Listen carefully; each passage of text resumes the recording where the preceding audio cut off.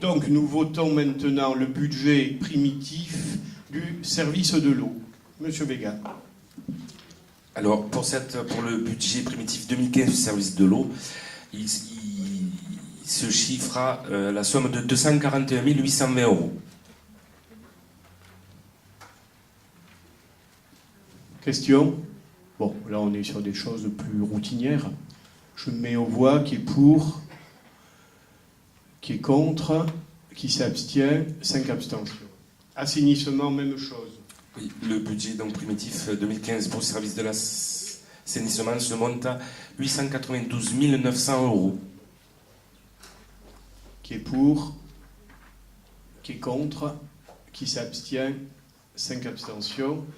Et enfin, nous terminons par les taux d'imposition. Oui, donc comme vous l'avez dit, monsieur le maire, précédemment, ces taux d'imposition ne changent pas pour cette année 2015. Ils resteront à 15,36% pour la taxe d'habitation, 26,96% pour la taxe foncière et 26,42% pour la taxe foncière non bâtie.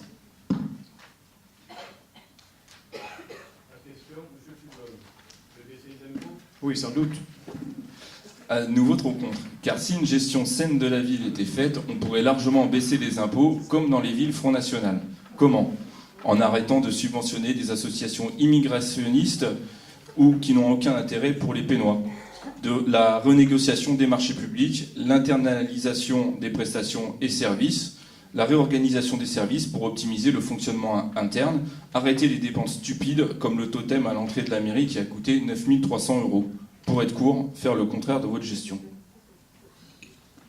Vous dites tout et n'importe quoi, parce que l'internalisation des services, excusez-moi, mais je n'ai pas attendu le Front National pour faire en sorte que ce soit internalisé, puisque en mairie des Pennes Mirabeau, à l'exception, comme on vient de le dire, de l'eau et de l'assainissement, tous les services sont internalisés, tous les services sont en régie. Non?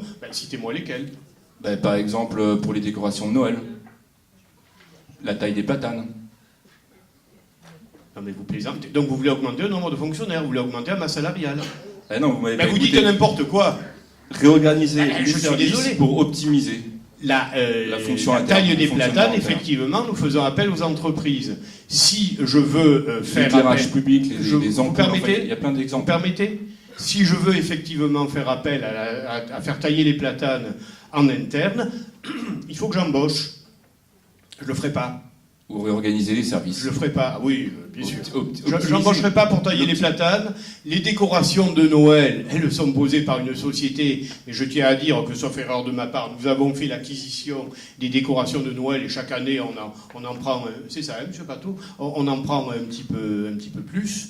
Donc je veux dire, c'est parfaitement internalisé. C'est vrai que ce ne sont pas nos agents qui les posent, c'est dans le cadre de marchés. Et nos marchés sont parfaitement clairs. Vous devriez y venir plus souvent d'ailleurs. Vous devriez y venir plus souvent. Donc je veux dire, concernant le taux, je voudrais quand même rappeler certains chiffres, parce que moi je veux bien me faire attaquer tous azimuts, mais enfin, le taux de taxe d'habitation au Pennes Mirabeau est de 15,36%. À Gardanne, il est de 31,56%. Monsieur Baroni, excusez-moi, ça vous fait bailler, mais c'est vrai, 2 fois plus. Non, je vous taquine, hein, c'est pour bon. À Pertuis, UMP. Et j'aime bien mon collègue de Pertuis parce qu'on travaille bien ensemble. Il est de 19,56%. Pour ce qui est du foncier bâti, bon, au Pennes Mirabeau, nous sommes à 27, à Gardanne un petit peu moins effectivement, à Marignane sensiblement plus, à Pertuis beaucoup plus, et à Vitrolles carrément beaucoup plus, puisqu'on est à 27 au Pennes Mirabeau et à plus de 37 à Vitrolles. Donc, ça fait partie des choses qu'on garde pour une autre fois, mais on essaiera quand même de faire le calcul suivant. Si nous appliquions un ratio de taxe d'habitation qui correspond mieux aux strates de notre ville, j'y reviens, pas celle du Cantal, hein, celle des Bouches-du-Rhône, et du taux du foncier bâti, à combien seraient les recettes?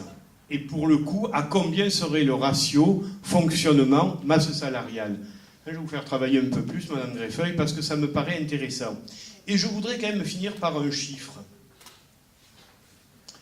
J'ai commencé par un chiffre qui est le taux moyen d'administration, qui est à peine supérieur au Pen Mirabeau avec une commune extrêmement étendue. L'autre chiffre que je voudrais dire, c'est la fiscalité de la commune globalement. Elle est de 523 € par habitant, alors que pour la même strate, elle est de 556. Et je vais un peu plus dans le détail.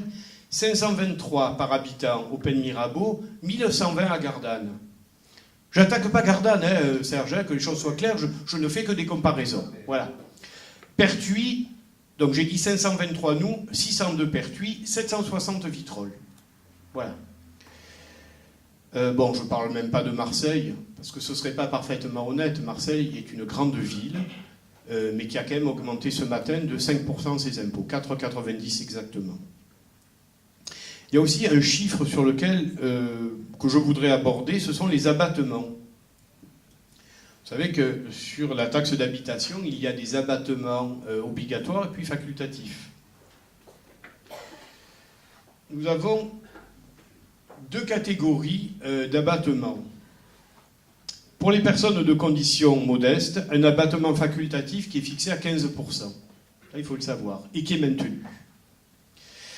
J'ai souhaité également maintenir un abattement concernant les familles. Pour les ménages de 1 à 2 personnes, le taux obligatoire est de 10%, il est de 15% sur les Pen Mirabeau.